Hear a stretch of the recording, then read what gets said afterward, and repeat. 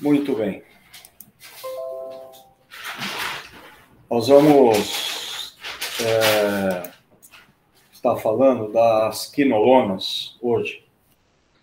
É uma classe de fármaco que foi bastante utilizada lá nas décadas de 60, 70. Aí depois ela parou.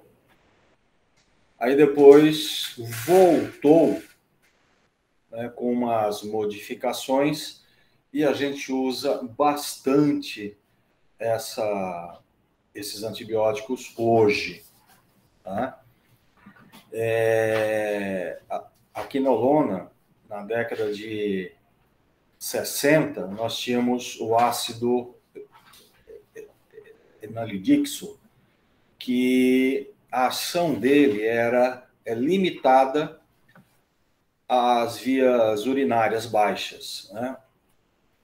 Para infecções do trato urinário baixo.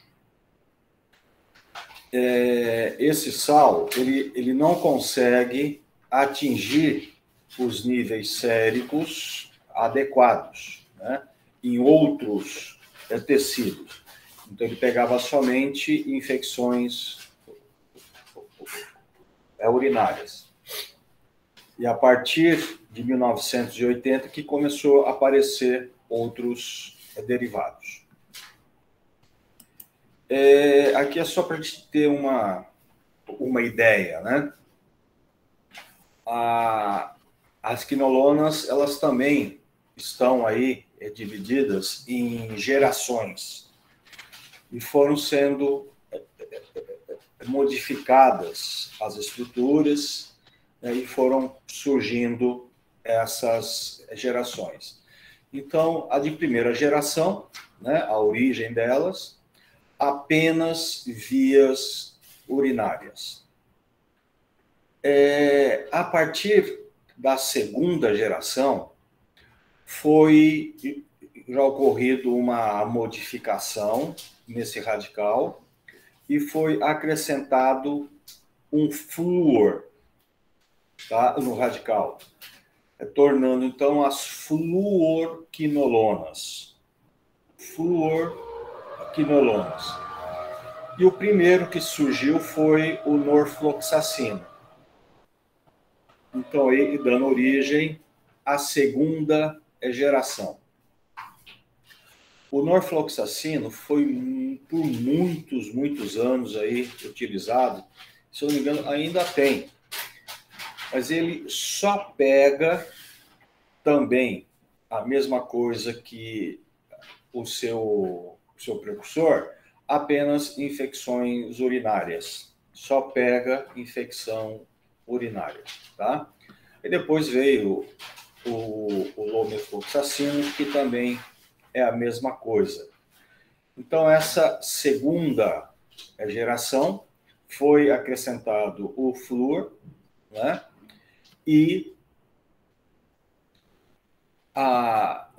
Mas ela só continua ainda com as vias urinárias.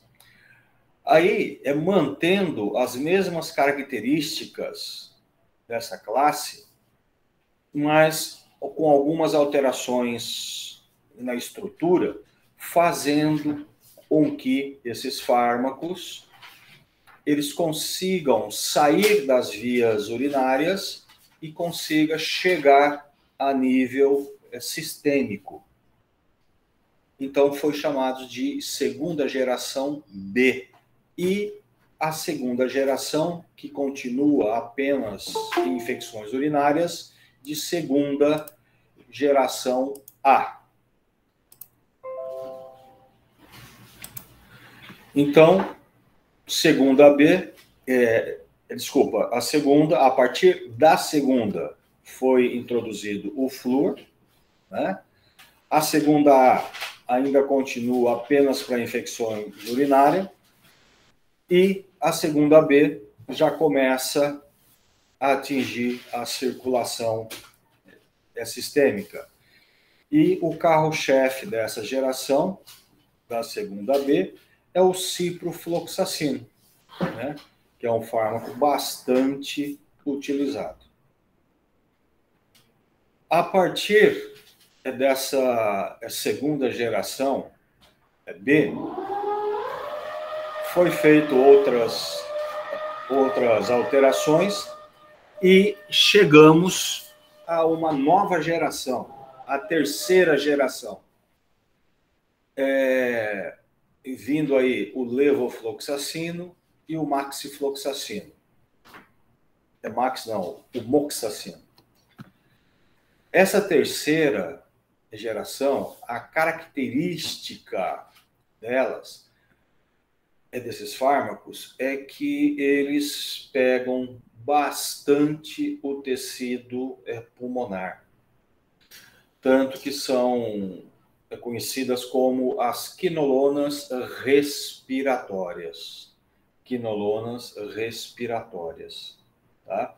Porque elas, a concentração delas se dá muito a nível respiratório, pegando aí as infecções do trato respiratório. E mais recentemente foi surgindo outras, né, como a quarta geração, que veio aí para cobrir algumas cepas que começaram a ser resistentes às outras gerações. E hoje, não está aqui ainda, mas já se fala numa quinolona sem o flúor. Já tiraram o flúor. Eles mantiveram a estrutura nova, a quinolona, mas retiraram o flúor. A gente vai ver daqui a pouco. Então, eu só quero que vocês entendam essa ordem, tá? A primeira geração é a estrutura quinolonica, específica para infecções urinárias. A segunda surge a introdução do flúor, mas a segunda continua ainda a nível urinário. A segunda B, ela sai às vias urinárias e ganha aí a circulação sistêmica. A terceira é a respiratória, tá? E a quarta veio para cobrir, para diferenciar as resistências. Ok?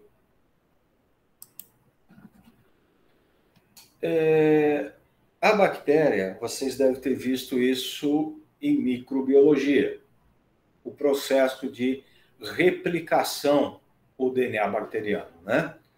Os filamentos individuais, o DNA, de dupla hélice, devem ser separados, né? E aí, para permitir a replicação ou a transcrição do DNA. Então, o DNA bacteriano, ele é formado pelaquela dupla hélice, né?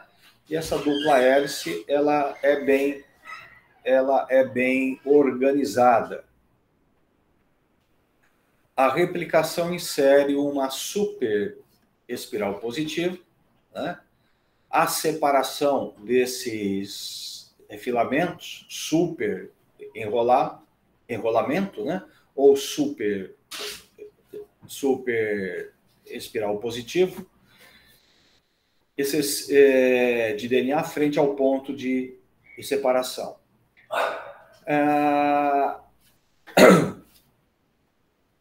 Esse aspiral e DNA, ele é separado, ele é separado, tá, por uma enzima, que é a chamada de DNA girase, tá? E aí, então, essa DNA girase é que faz em si a organização desse DNA dentro da bactéria. Esse DNA girase, ele combate a formação desses obstáculos mecânicos, rompendo ambas fitas de DNA, introduzindo as super espirais negativas do DNA, que permite a transcrição ou a replicação. Então, essa enzima ela é importante na conservação, na manutenção desse DNA. E existem, vamos supor, a gente classifica a maioria dos livros, né, que falam em antibióticos, chamam essas DNA girases de DNA girase ou topoisomerase, tá? Topoisomerases. E essas topoisomerase, principalmente A4, separa as moléculas filhas, ou seja, já vai separando aquele DNA que está sendo replicado, né? Que são, então, o produto da replicação, o DNA. Então, a bactéria, ela faz essa replicação constantemente. E ela precisa dessas DNA girases para a replicação, mas principalmente para a organização, né, do seu DNA. E por que nós falamos em organização? É o seguinte, o DNA é um filamento muito grande. Se ele não for organizado, tá, e ele começar a relaxar, a se expandir, esse DNA provavelmente ele não cabe dentro do núcleo, dentro da bactéria. E ele acaba perfurando a membrana e a parede bacteriana. Então, ele precisa ser muito bem organizado dentro da bactéria. E isso quem faz são essas DNA girases. A inibição da síntese de DNA é bacteriana, então, bactericida. Então, as quinolonas, a gente vai ver que ela vai inibir essa síntese de DNA. Se inibe a síntese de DNA, tá? Ela tem uma atividade bactericida, né? E o seu alvo, aonde ela age, é em cima dessas DNA girase, que para o gram negativo é chamado de topoisomerase 2 e para o gram positivo é chamado de topoisomerase 4. Então, mas as duas são enzimas DNA girases, tá? Então, a topo 2, gram negativo, e a topo 4, gram positivo. Ok? As quinolonas, elas têm a capacidade de se ligar especificamente a uma subunidade, chamada subunidade A, dessas DNA girase. É aí que é o seu alvo. E ao se ligar, né, nessa DNA girase, acaba inibindo a ação dessa enzima, e aí a bactéria perde a organização desse DNA e perde a capacidade de replicação. O cromossomo bacteriano é formado por uma única e longa molécula de DNA, né? Encontra-se, dobrada entre si e super enrolada em espirais, bem apertada. E quem é que faz isso? As enzimas topoisomerases. Então, elas que fazem essa organização dessa fita de DNA, tá?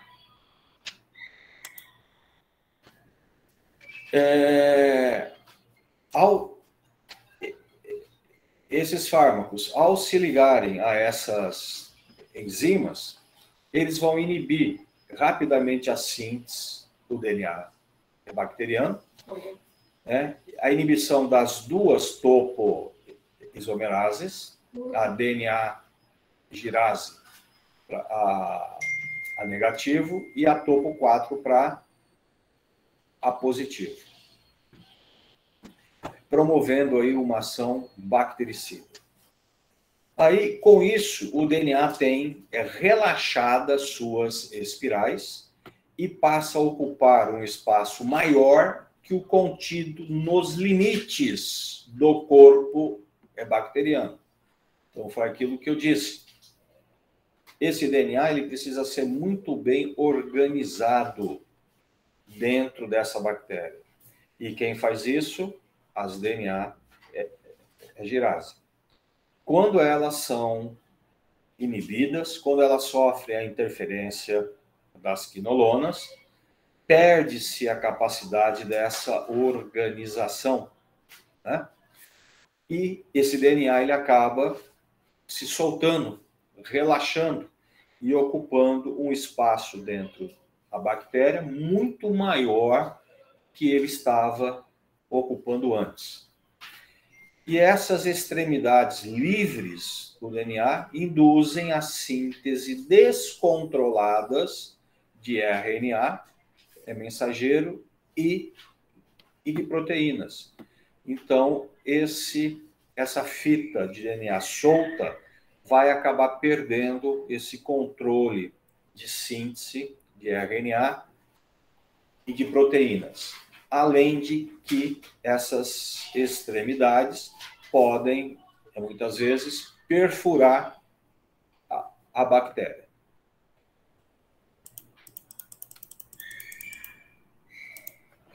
Então, seria mais ou menos isso, né? O filamento de DNA, ele é muito bem organizado através da DNA girase. Quando você usa a quinolona, você inibe, tá? E aí você perde a organização. Você vê o afrouxamento dessas fitas de DNA. Aqui, a mesma coisa, você vê que a organização desse filamento, né? As DNA girases organizando, e quando elas são inibidas, veja que você perde essa organização. Tá? Então, é desse jeito que esses fármacos, as quinolonas, agem. São potentes agentes bactericidas contra os bacilos aeróbios gram-negativo, né, como a coli, a salmonela, a shigella.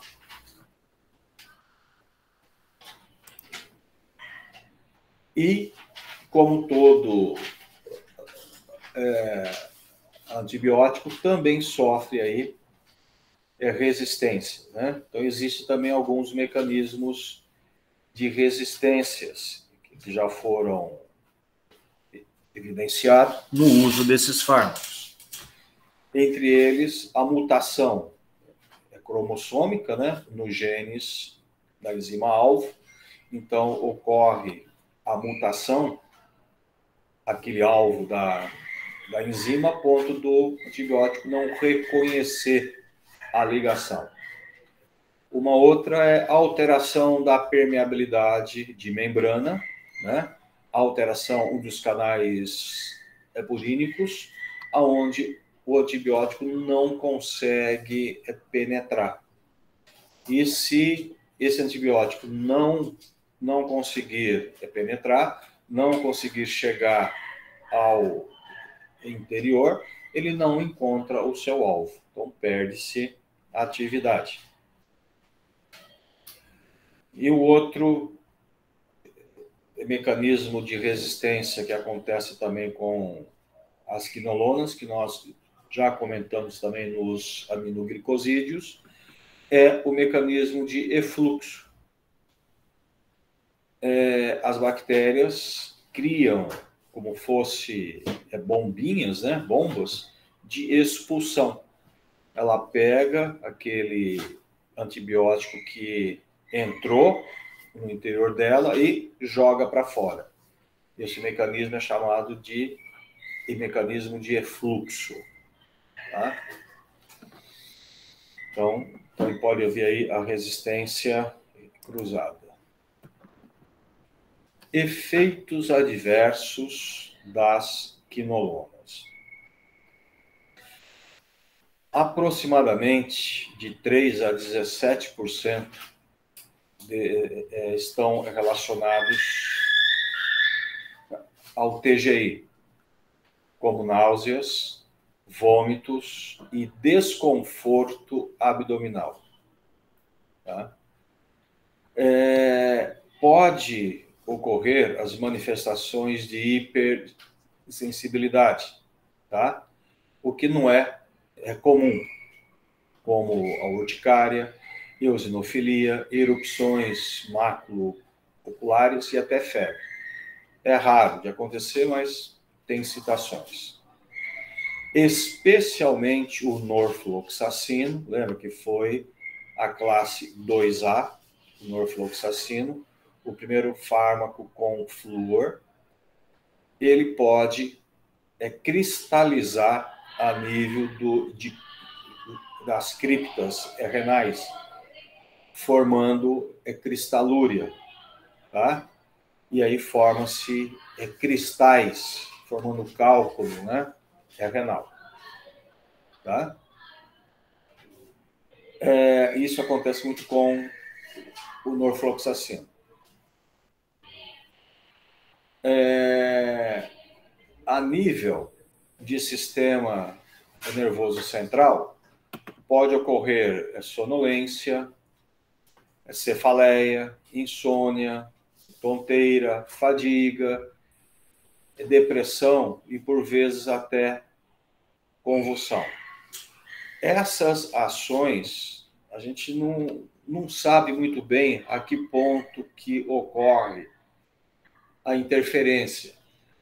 A gente já comentou que alguns antibióticos têm a capacidade, né, de inibir o sistema GABA, né, o que poderia, vamos supor, explicar a insônia, a convulsão, mas já não vai explicar a sonolência, né?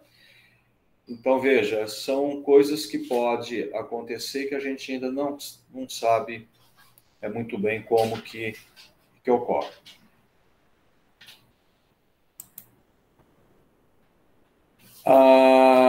As ações tóxicas das quinolonas no SNC resultam, em parte, na inibição da resposta do ácido gama. Foi o que eu falei agora, né? Algumas coisas se explica pela inibição do GABA, né?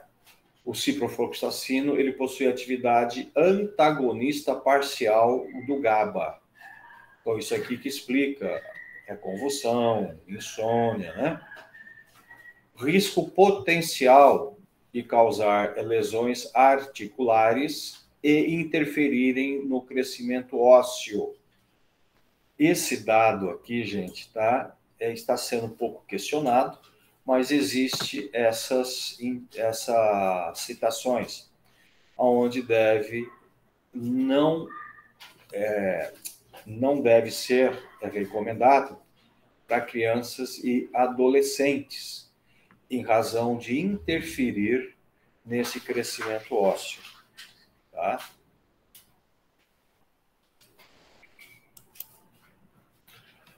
Uma coisa que acontece, principalmente quando se toma por algum tempo mais prolongado, tá? Isso eu já vi várias vezes acontecer, as tendinites, tá? E até ruptura parcial e tendões, tá? Especialmente o tendão de Aquiles, mas não é só lá não. Tendões, tá, de braço também acontece, tá? E alguns autores falam que pode acontecer mesmo em terapia de curta duração.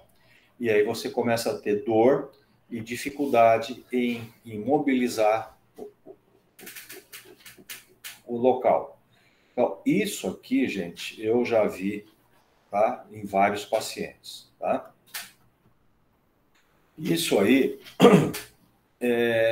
não se explica muito bem, né, o mecanismo e tal, mas o que se admite é que esses antibióticos, eles levam a uma irritação do endotélio vascular, em alguns casos, levando, tá, provocando uma isquemia em algumas áreas, tá? Onde a vascularização já é deficiente. Os tendões são regiões muito pouco vascularizadas. Muito pouco vascularizadas. E com o uso desses fármacos, provocando aí essa redução ainda maior da circulação, levando à isquemia, os tendões eles acabam perdendo a sua circulação, que já é baixa. E aí você provoca morte celular e pode provocar aí a perda de proteínas tal, e o rompimento desses tendões. Tá? Então, isso acontece. Tá? O norfloxacino e o ciprofloxacino interferem no metabolismo da ateofilina. E aí pode provocar náusea, vômito, taquicardia, agitação e até convulsão. Quem é a teofilina? Vocês lembram?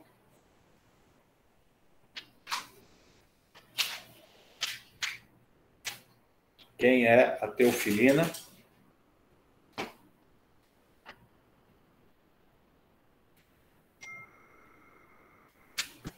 Vamos, gente.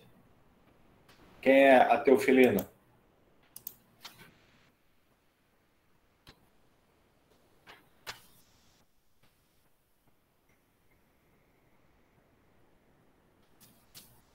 Não lembram?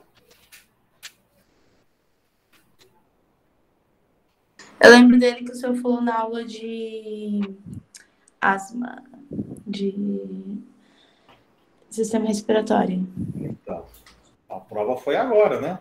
Você já não lembra? Tá feia a coisa, hein? Perda de memória recente, professor. Tá? A teofilina, como a aminofilina, que é o metabólito dela, né? A teofilina é uma xantina. As xantinas são substâncias excitatórias a nível central. São substâncias que degradam a enzima fosfodiesterase, que por sua vez ia degradar o AMPC. Então, se a xantina inibe a fosfodiesterase, eu vou ter aumento de AMPC. No músculo cardíaco, eu tenho aumento do GMP. E aí eu tenho aumento da entrada de cálcio. Por isso que eu tenho taquicardia. E a nível central, eu tenho excitabilidade. Por isso que eu tenho agitação e até convulsão. Então, a teofilina ela é excitatória. A mesma coisa que a cafeína, né? A teomobrina do chocolate. Então, esses antibióticos inibem o metabolismo dela, aumentando a oferta dela, aumentando a concentração livre, e isso leva aí à exacerbação desses efeitos. A varfarina. O que é varfarina? Varfarina é um anticoagulante, né? O cumarínico. E a mesma coisa acontece com ela, interfere na metabolização dela, aumentando a oferta dela. E aí você tem um aumento do efeito anticoagulante, levando à hemorragia.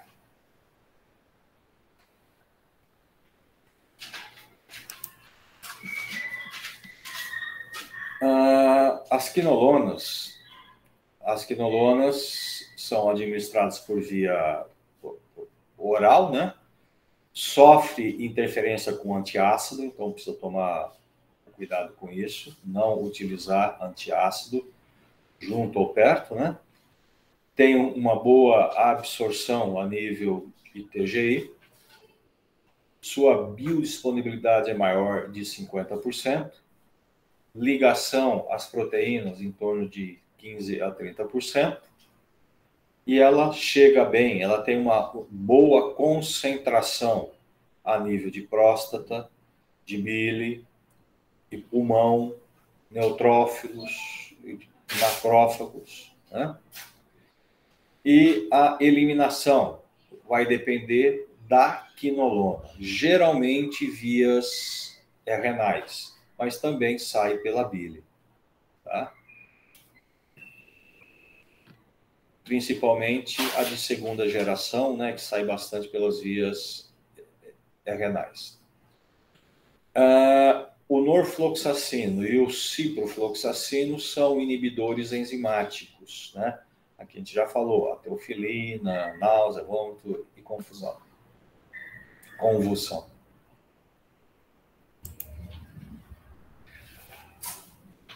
As principais indicações clínicas aí das quinolonas, né? Infecções do trato urinário, né? A fluoroquinolonas, mais eficazes que a combinação do sulfa-metaxazol e trimetropina. Quem é sulfa-metaxazol e trimetropina? Quem é?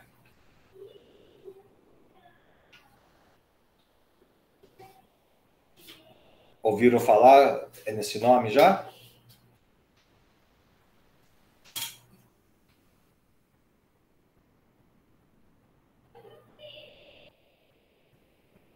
Sim ou não, gente?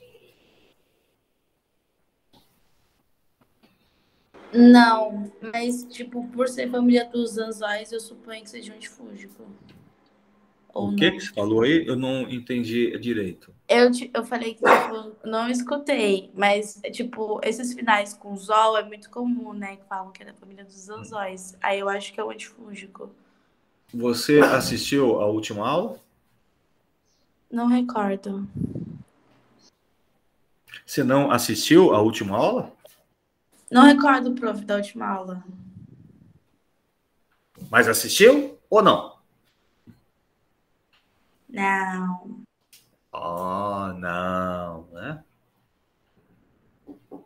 Foi o nosso assunto da última aula. Sulfa. Nós falamos em sulfa, né, na nossa última aula. E eu disse que as sulfas, né, já foram bastante utilizadas e a gente usa ainda, né, em infecções urinárias. Então, sulfa-metaxazol e a trimetropina é utilizado para infecções urinárias. Tá?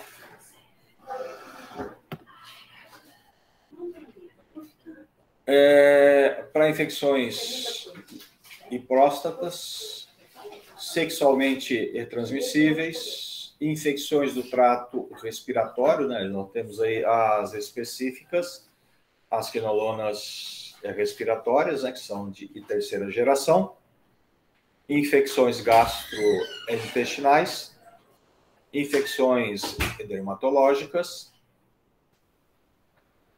e infecções ósseas e articulares. O uso profilático da quinolonas em pacientes imunocomprometidos tem sido desaconselhado.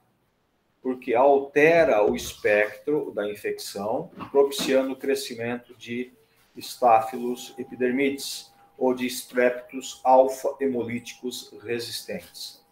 Então, em pacientes imunodeprimidos, deve-se evitar o uso das quinolonas.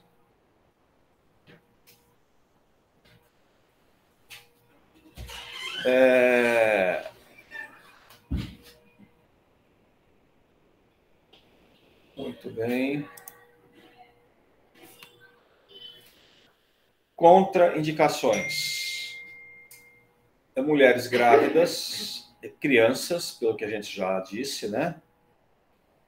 As cartilagens, crescimento ósseo, né?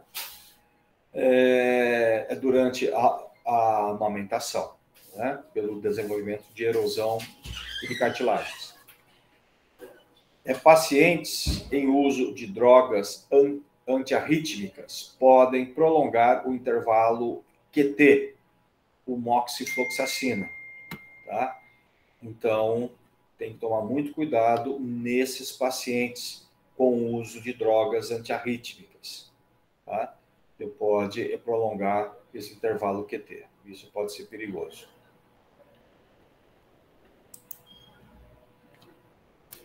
Algumas interações.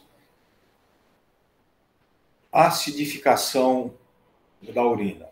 E aí, então, vai potencializar a ação antibacteriana, redução da velocidade de excreção urinária, aumentando o risco de cristalúria. Então, é isso que acontece, a cristalização, principalmente o norfloxacino, né, pela acidificação da urina. Novas quinolonas, aqui está faltando um aumenta a concentração de teofilina, que a gente já falou. Antiácidos com alumínio e magnésio inibem a absorção gastrointestinal das quinolonas, tá? Especialmente o alumínio e o magnésio, mas a modificação, o pH com outros antiácidos também pode interferir na absorção, tá? Então deve-se evitar antiácidos. As quinolonas com AINES, são anti-inflamatórios, podem potencializar o efeito estimulante central. Pode produzir convulsões, tá? Então, deve-se evitar, olha aí, gente, a associação de quinolonas com anti-inflamatórios. Isso aí se deve principalmente porque os anti-inflamatórios, eles inibem a síntese de prostaglandinas, né? E muitas prostaglandinas são vasodilatadoras, são relaxantes, tal, e aí pode comprometer aí, né, a ação central, se tornar estimulantes. Então, quinolona e anti-inflamatórios não esteroides não combinam.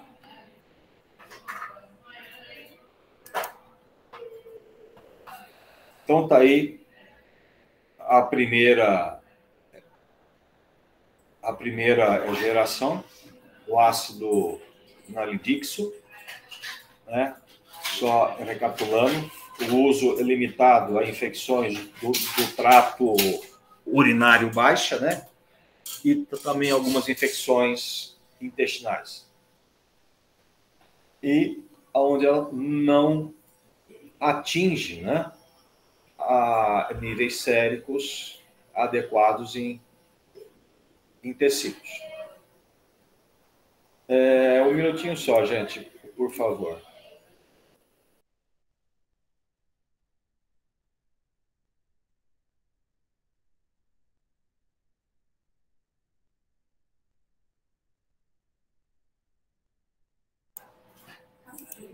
Desculpa, gente.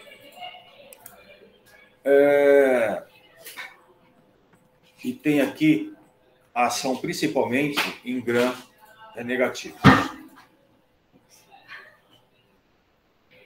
Altas doses, hiperglicemia e convulsão. A convulsão a gente sabe pela inibição aí, né, do ácido gama-aminobutírico. Então, as indicações das antigas quinolonas, infecções do trato urinário, das vias urinárias baixas. A segunda geração, como nós já falamos, né, ganha o átomo de flúor na posição 6 do anel quinolone, tá? E esse flúor aqui é que aumenta o espectro de ação, tanto para gram negativo, como para alguns cocos gram positivo. Então, o flúor se tornando aí fluorquinolonas, que deu origem à segunda geração. Então, veio aí antes disso, né?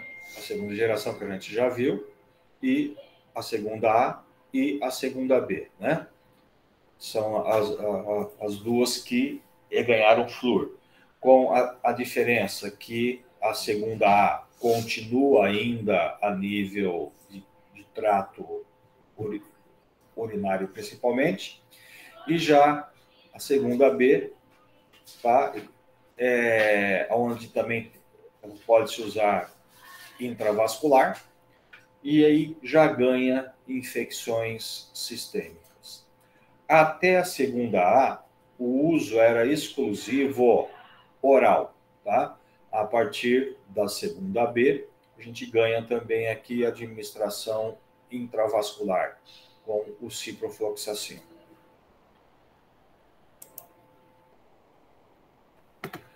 Então, o ciprofloxacino, né, é de 4 a 8 vezes mais ativo em cirurgias de catarata, em meningite, em pneumonias, osteomielite, além das as demais. Maior absorção intestinal, maior concentração em tecidos e órgãos. Então, veja que o ciprofloxacino se distribui muito melhor em relação às outras quinolonas existentes. Nenhuma é mais potente que a ciprofloxacino para pseudomonas. Então, o ciprofloxacino pega muito bem as pseudomonas. Indicações: complicações renais, prostatites, infecções genitais por clamídia, também pegam as clamídias. As clamídias também é um tipo de bactéria, né, que você tem uma certa dificuldade aí com antibióticos. As fluoroquinolonas, né, para as gastroenterites, inclusive a salmonela. A de terceira, o aumento do espectro para bacilo gram negativo e gram positivo, conhecidas como as quinolonas respiratórias, né? E aí nós tivemos aí o levofloxacino, o moxifloxacino e o gatifloxacino. O levofloxacino é 2 vezes mais potente que o floxacino, que é um de segunda geração, tá? Então veja que a terceira geração aumenta bastante a potência, tá? E pega muito bem as vias respiratórias. Então são conhecidas como as quinolonas respiratórias. E depois vem a de quarta. Aqui, gente, eu preciso confirmar, mas eu acho que já tem aqui, tá? Eu preciso confirmar isso aqui, tá? Não sei dizer se ainda tem. Esqueci de ver isso. mas a de quarta, o aumento do espectro de ação para bacilos de gram negativo e gram positivo, e bactérias anaeróbias, tá? O trovofloxacino, o climafloxacino, o citofloxacino. Parece que o clinofloxacino já tinha chego. Vamos confirmar isso daí. E aí, aquilo que eu falei, agora eles estão tentando conservar a estrutura, né, que acabou sendo desenvolvida ao longo desses anos, mas retirando o flúor. Então aí provavelmente surge uma outra classe, né? Ou uma outra uma outra classe não, uma outra subclasse, né? A desfluoroquinolona. Então ela foi retirada o flúor. E isso aí surgiu a garenoxacina, tá? A garenoxacina já é essa nova quinolona sem o flúor, é uma desfluoroquinolona. Tá? Mas ela ainda tem poucos dados sobre ela. Ok? Perguntas sobre as quinolonas?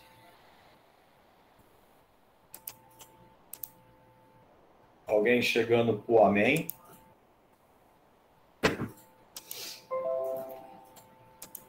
Dúvidas? Perguntas?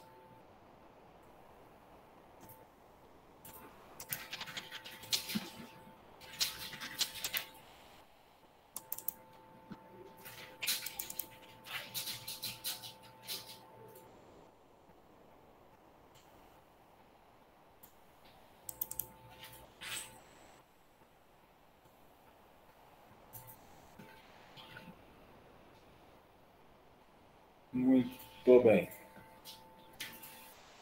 Os macrolídeos e streptograminas são uma outra classe de antibióticos, né? E dentro dessa classe entra aí os macrolídeos, que entra a eritromicina, espiramicina, roxitromicina, a cliritromicina, a diritromicina, desculpa, e a claritromicina. Entre esses daqui, as que são mais utilizadas, eritromicina e a claritromicina, né? A eritromicina a gente usa bastante e a claritromicina também, principalmente no tratamento da H. pylori, né?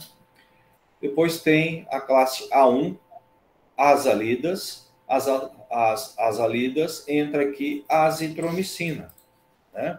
A azitromicina é um dos fármacos que está sendo bastante utilizado hoje, né?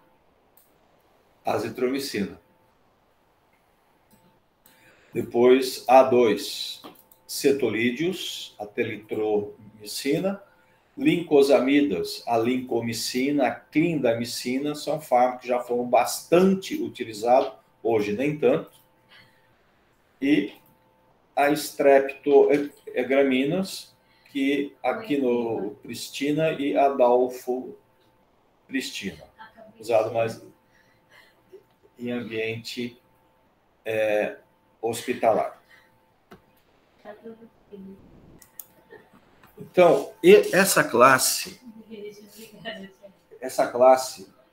os macrolídeos, apresentam diversos anéis lactâmicos, aos quais se ligam um ou mais desoxiaçúcares. São derivados semi-sintéticos. Os mais novos, eritromicina, a claritromicina e roxitromicina. A eritro, tá? Ela pode ser empregada na sua forma de base livre, só que ela é muito amarga, o que tornaria difícil, né, a aceitação, principalmente para crianças. Então, ela é usada em forma de ésteres, tá? E esses ésteres é que dá o melhor sabor para éritro, funcionando como prodrogas, né? O propionato, o lactolato, estearato, estolato, etilsuccinato. Então, são ésteres, tá? E esses ésteres, então, são feitos para envasar a éritro, para mascarar o sabor. A eritromicina base e ésteres são relativamente insolúveis em água. O gluceptato e o lactobionato, por serem mais solúveis em água, são mais utilizados para a via intravascular. Multiutilizado não, são mais utilizados, tá?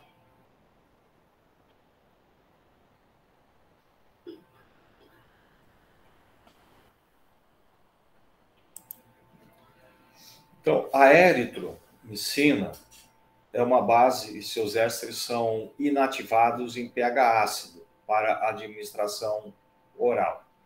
Precisa, então, ter um revestimento entérico ou solução tampão.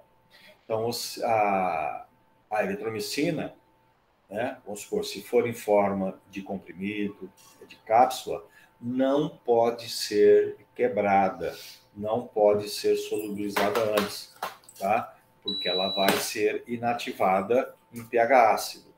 E quando administrada em solução, tem que ser em solução tampão para haver a proteção gástrica. Também ésteres insolúveis, como estolato, vai proteger o pH ácido do estômago. No Brasil, o mais usado é o estearato e o estolato de eritromicina. São os dois ésteres mais utilizados.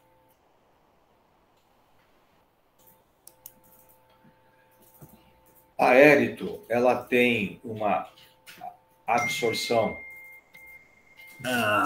a nível gástrico, principalmente a nível de duodeno e jejum, porém inativada pelo suco gástrico. Então, por isso que tem que ser administrada com o revestimento ou com tampão. Alimentos também diminui a sua absorção.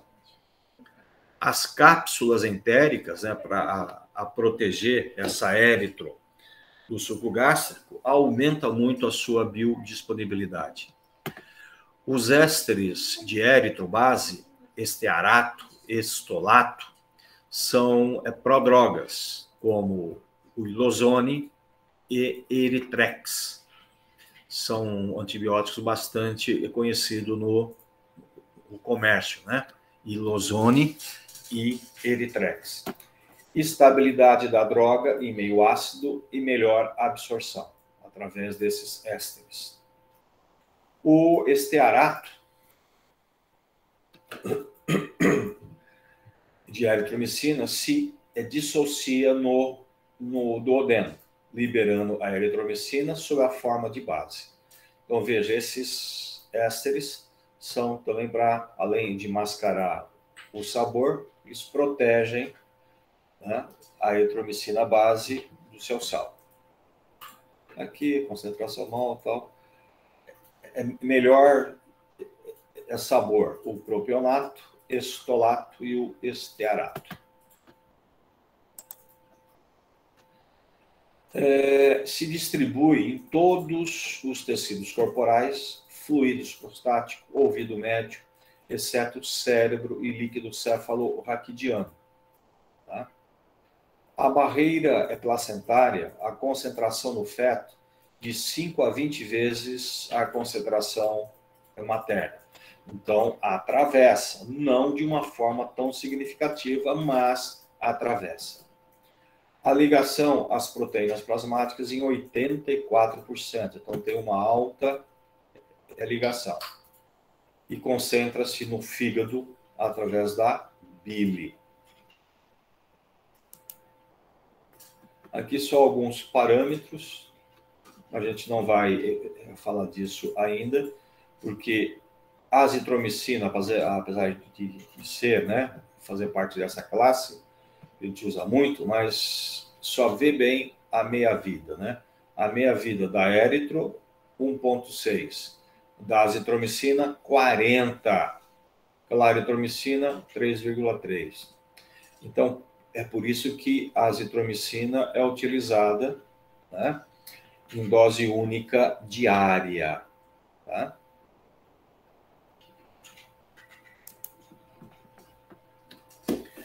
Essa classe tem um espectro de atividade muito largo, né, para bactérias gram-positivas, estreptos, estáfilos, os clostrídeos, né, e aí vai.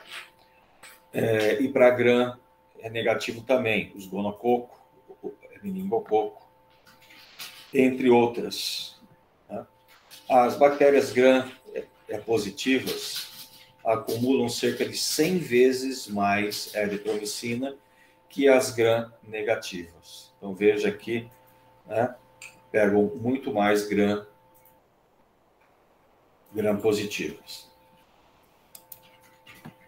E como é que esses fármacos eles agem? Qual é o mecanismo deles? Eles inibem a síntese proteica bacteriana.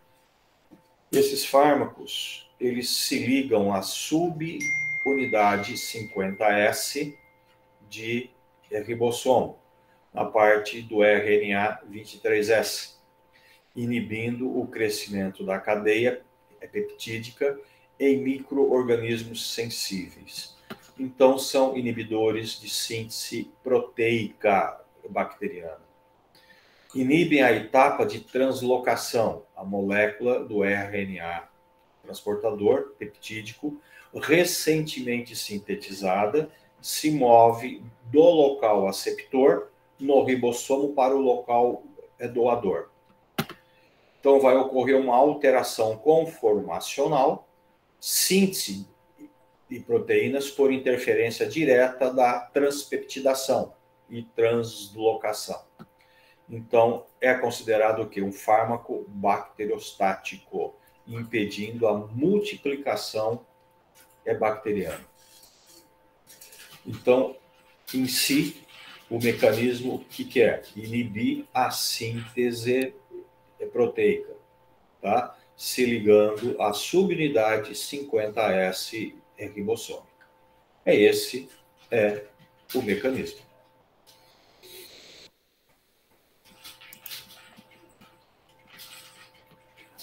Os estolatos apresentam uma concentração sérica mais elevada que outras formas, né?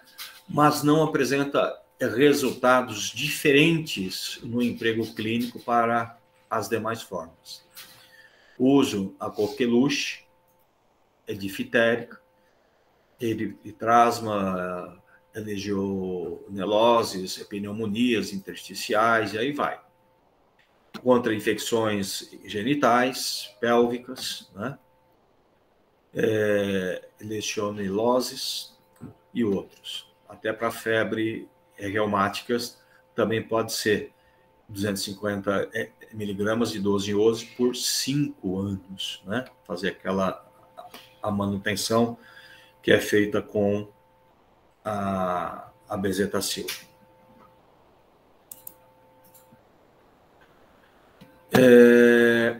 A eritromicina, ela entrou como um substituto, né, da penicilina G quando houver hipersensibilidade ou se prefere a administração oral. Tá? Então, ela serve como um substituto da penicilina G. Infecções estreptocóccicas, a faringe, de pele, e pneumonias pneumocóccicas ou estreptocóccicas. Sífilis não neurológicas, onde há hipersensibilidade às penicilinas. Lembra que a indicação principal aqui é a penicilina. cancro, tal, cólera, e aí vai, né? Essas infecções. Aqui, ó, principal alternativa às penicilinas para a profilaxia da febre reumática e da endocardite bacteriana, onde a gente usa aqui 250 miligramas 2 vezes ao dia por 5 anos, né? Associada aos aminoglicosídeos para a profilaxia das infecções e cirurgia coloretal. Veja, associado a aminoglicosídeo. O amino também é um inibidor de síntese proteica, né? Também é. Mas o ponto de ação é diferente, né? Enquanto a eritromicina age na 50S, o outro age na 32S, né? Então, pode ter o efeito potencializado. O local de ação da eritro é o mesmo de outros macrolídeos, da clindamicina, a lincomicina e também do cloranfenicol. Essas drogas, portanto, não devem ser associadas por competirem com a eritromicina pela fixação no receptor ribossômico. Então, drogas que têm o mesmo alvo, o mesmo foco de ação, não pode ser associadas, né? Porque uma vai competir com outras. As associações têm que obedecer mecanismos diferentes ou alvo de ação diferentes.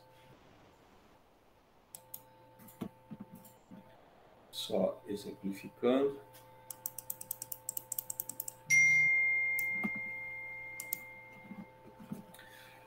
Resistência, a mesma coisa, tá? Bacilos gram negativos são naturalmente resistentes, por não serem permeáveis a esses antibióticos. Então, não pega os bacilos gram negativos. Resistência adquirida, observada com Staphylococcus aureus, Staphylococcus epidermidis e Staphylococcus pneumoniae. Em ambiente hospitalar, 50% das amostras isoladas. Então, a resistência é complicada. Pneumococo está desenvolvendo a resistência em muitos países, mas ainda entre nós parece que não.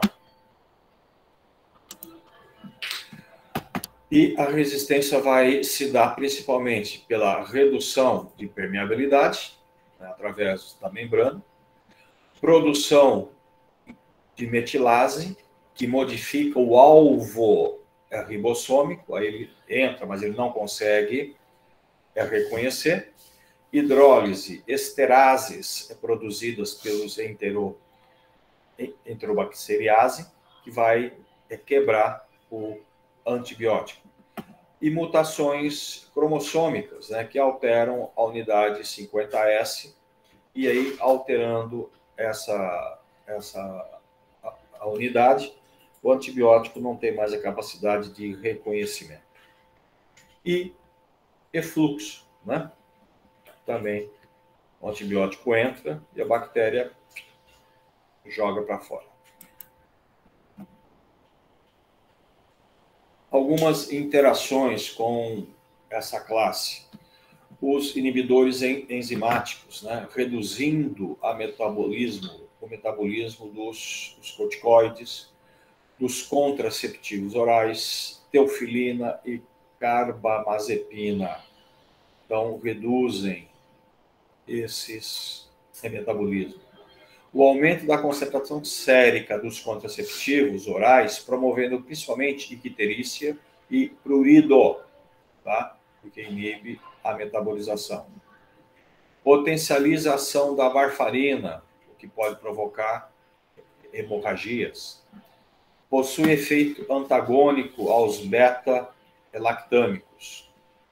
É bactericida, por serem bacterostáticos, inibidores de síntese de proteína.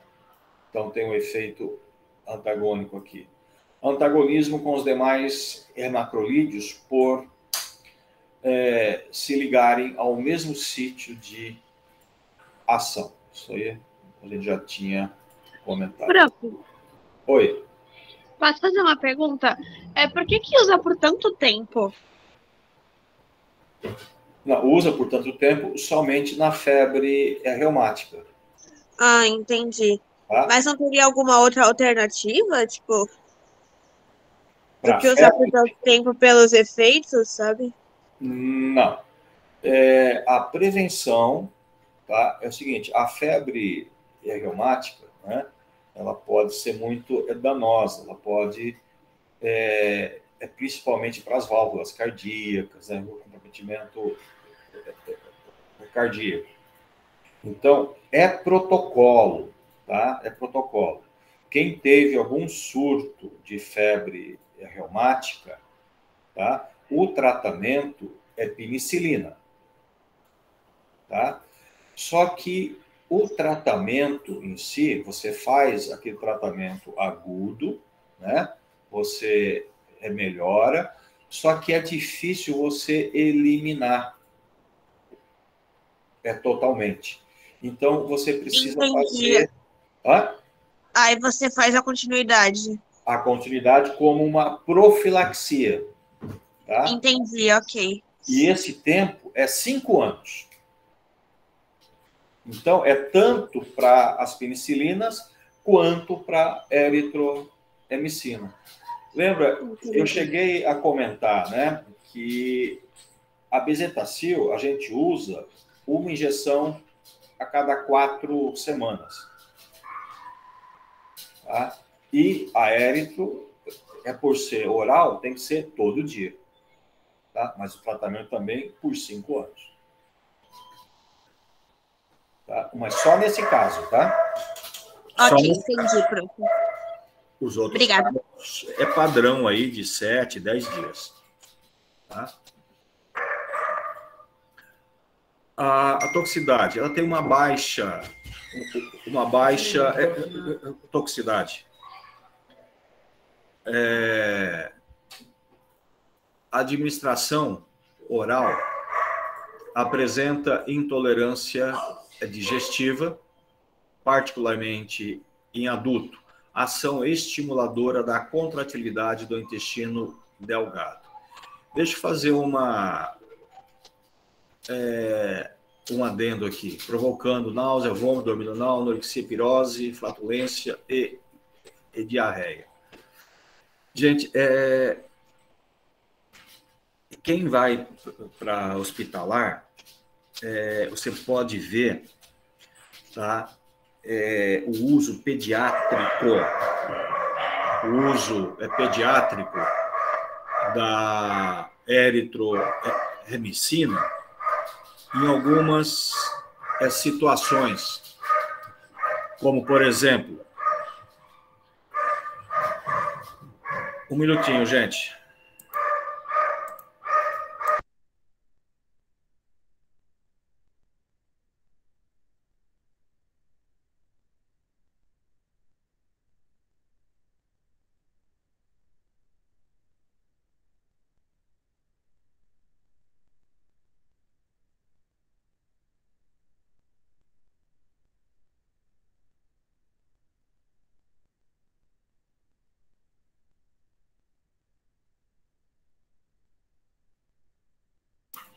Desculpa, gente. Como eu estava dizendo, algumas crianças com refluxo, tá? Refluxo é persistente, né? E não consegue, e esse refluxo é contínuo, eles usam a eritromicina nesses casos, tá? Então, se você vê esse uso, tá? Não estranha, tem a indicação para isso, tá? Principalmente por isso, ó, ação estimuladora da contratilidade do intestino e acaba também aumentando a contratilidade gástrica, tá? Então, ele pode provocar aqui a melhora, né, desse estado de refluxo, tá? Então, tem essa indicação. Quando usada intramuscular, dor no local, geralmente é não tolerada, porque dói muito, tá? Então, praticamente não é utilizada. Intravascular também causa dor, o trajeto é venoso e pode provocar flebites, usada somente em caráter de exceção, tá? Então, isso aqui é importante, né? Ototoxicidade, com perda de audição reversível, observada em altas doses em indivíduos idosos ou com insuficiência renal, com dose acima de 2 gramas ao dia. Então, se começar a apresentar as manifestações de ototoxicidade, interrompendo o tratamento, ainda se torna reversível. Pancreatite aguda em superdosagens. As manifestações de hipersensibilidade, em geral, benignas, surgindo sob forma de prurido, tá? Muita coceira, né? Erupções, macular, febre, eosinofilia, mas também é coisa rara. Icterícia colestática, mais frequente em adulto, né? Daí a icterícia, com maior frequência com estolato de érito do que com estearato e etilsuccinato. Hepatotoxicidade apresenta náusea, dor abdominal, vômitos, febre, acolia fecal, colúria, icterícia, hepatomegalia, é dolorosa. Então, as fezes ficam brancas, né? Branca pela icterícia. E elevada atividade das transaminases. Então, qualquer incidência aí de hepatotoxicidade precisa ser vista e analisada. Mas são coisas mais raras, tá? Então, as formas de érito, estolato e estearato, aplicada em adulto de 250 a 500 miligramas de 6 em 6, ou 500 de 12 em 12, tá? Também pode ser. E evitar alimentos imediatamente antes ou após a administração. O etilsuccinato aplica-se em adulto a dose de 400 a 800 a cada 6 horas, ou 600 a cada 8 horas, tá? Ou acima de 800 de 12 em 12 horas. Não tem preocupação com alimentos, a forma etilsuccinato. E estolato parece ter maior biodisponibilidade para as crianças. Por isso que a forma em líquido, né, em xarope, é mais a forma de estolato. Tá? Alguma forma comercial: estearato, a pantomicina; estolato, Eritrex e Lozone; etilsuccinato, a pantomicina gotas; e forma tópica, o ilozone tópico. No Brasil não apresenta forma injetável de eritromicina, né? Porque intramuscular dói demais. Intravascular pode dar flebite, então ainda bem que não temos. E a claritromicina. A claritromicina eu vou deixar para a próxima aula, que já falamos muito. Essa decoreba toda aí é complicado. Lembra que eu falei para vocês que antibiótico é um assunto chato, né? Muita decoreba. Alguém quer perguntar algo?